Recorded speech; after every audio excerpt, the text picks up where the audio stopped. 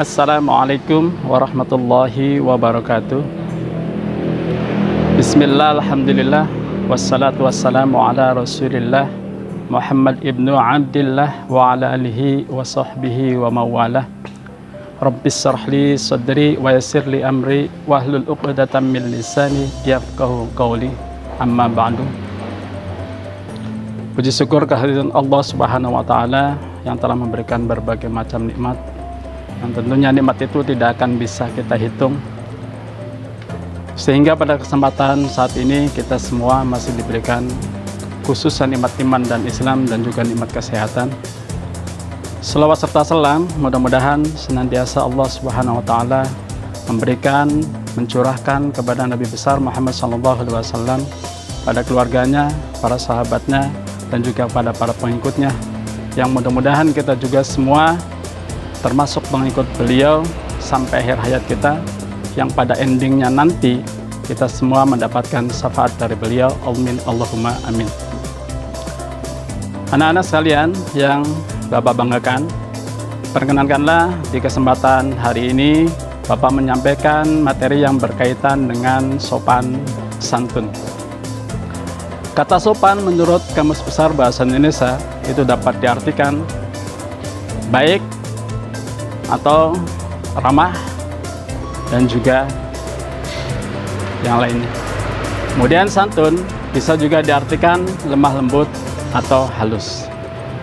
Sehingga dapat disimpulkan sopan dan santun itu adalah suatu tingkah laku manusia dengan berkata lemah lembut dan bertingkah laku halus dan baik. Anak-anak sekalian, sopan santun itu sebetulnya tidak dapat dipisahkan, merupakan satu kesatuan yang harus kita miliki, harus kita lakukan setiap waktu, setiap saat, kapanpun, dimanapun. Karena Nabi besar Muhammad SAW diutus ke alam dunia itu bukan untuk semata-mata mengajarkan agama Islam, akan tetapi diutus ke alam dunia itu untuk menyempurnakan akhlak manusia, yang salah satunya adalah sopan dan santun. Anak-anak sekalian, sopan santun itu dapat dibagi menjadi dua bagian, yaitu yang pertama sopan santun dalam ucapan. Misalnya sopan santun dalam memanggil seseorang, nama seseorang atau siapapun, yang tentunya memanggil nama seseorang tersebut haruslah dengan nama yang sebenarnya atau dengan ucapan nama yang baik. Kalau tidak, maka tentunya akan ada salah seorang atau yang dipanggilnya itu merasa tersakiti. Terlebih lagi, kalau orang tuanya sudah memberikan nama kepada anaknya nama yang baik, akan tetapi ketika anaknya sudah berkembang, sudah besar, dipanggil dengan nama yang tidak baik, dengan nama panggil yang buruk, maka tentunya hati orang tua tersebut pun ketika mendapati atau mendengar nama anaknya itu dipanggil dengan nama sebutan yang buruk, maka tentunya hati orang tua tersebut akan terluka. Itu yang pertama.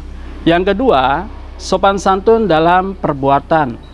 Misalnya ketika kita hendak melaksanakan atau bepergian, mau lewat di depan orang banyak, hendaknya kita mengucapkan permisi terlebih dahulu.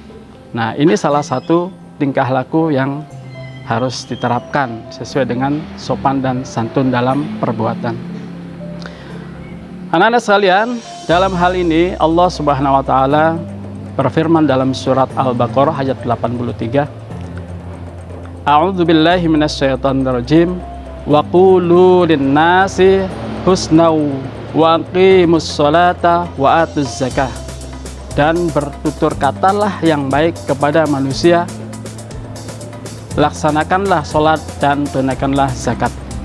Quran surat Al-Baqarah ayat 83. Kemudian banyak juga hadis Nabi yang berkaitan dengan sopan dan santun, yang salah satunya yang diriwayatkan oleh Imam Ibnu Majah, yang di situ beliau mengatakan, berkatalah kepada orang lain atau sesungguhnya dalam dirimu terdapat dua sikap, yaitu yang dicintai oleh Allah. Allah Subhanahu wa Ta'ala itu akan mencintai manusia yang mempunyai sifat malu dan juga santun. Itu hadis yang diriwayatkan oleh Ibnu Majah. Anak-anak sekalian, sopan dan santun ini tentunya sangat harus kita jaga dan harus kita laksanakan.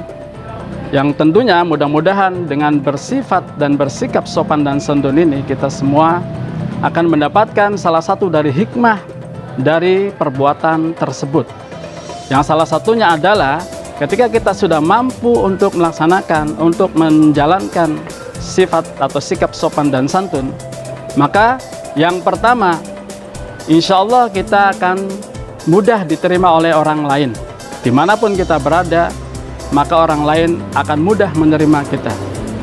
Kemudian yang kedua, ketika kita sudah mampu melaksanakan atau menerapkan sifat sikap sopan dan santun, maka insya Allah dengan pelaksanaan tersebut akan menunjang kesuksesan bagi diri kita. Karena ketika kita sudah bisa melakukan sopan dan santun, bisa sosialisasi dengan adab yang baik, terutama sopan dan santun dengan orang lain, maka relasi kita tentunya pasti akan bertambah. Kemudian yang ketiga, hikmah dari sopan dan santun yaitu tentunya kita akan berharap bahwa kita ini semoga atau mudah-mudahan dapat dicintai oleh Allah dan juga oleh Rasul-Nya. Yang tentunya kita semua juga berharap mudah-mudahan kita bukan hanya dicintai oleh manusia dan juga dicintai oleh Allah dan Rasul-Nya.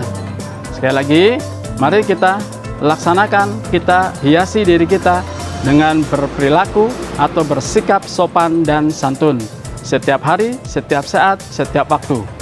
Mungkin itu saja dari Bapak, kurang lebihnya mohon maaf.